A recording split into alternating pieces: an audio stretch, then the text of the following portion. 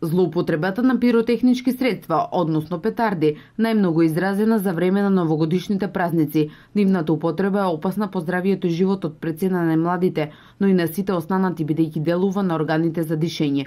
Оние кои ќе употребуваат нелегални пиротехнички средства и го нарушуваат јавниот ред и мир за време на празниците, се соочуваат со високи парични казни и тоа од 600 до 800 евра во денарска противвредност.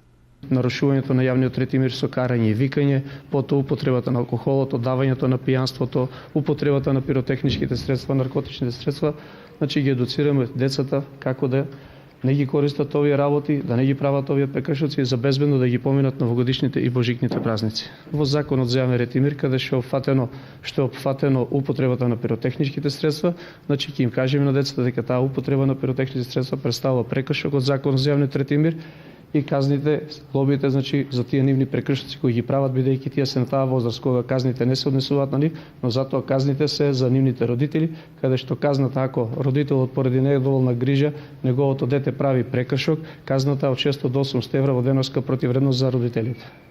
Преку едукативни предавања може да се влие на подигнување на свеста кај најмладите. Што за вас значи ваквите предавања? Па Лично за нас тоа значи дека со ваквите предавања може да се постигне нешто, бидејќи сепак едукацијата за нас младите е доста добра, бидејќи и јас како поединец знам што се случува за време на празниците.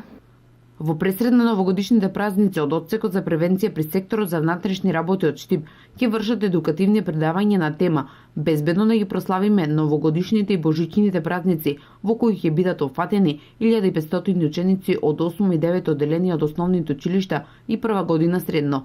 Денес за учениците од средното медицинско училиште Јане Сандански од Штип Одсекот за превенција одржа предавање.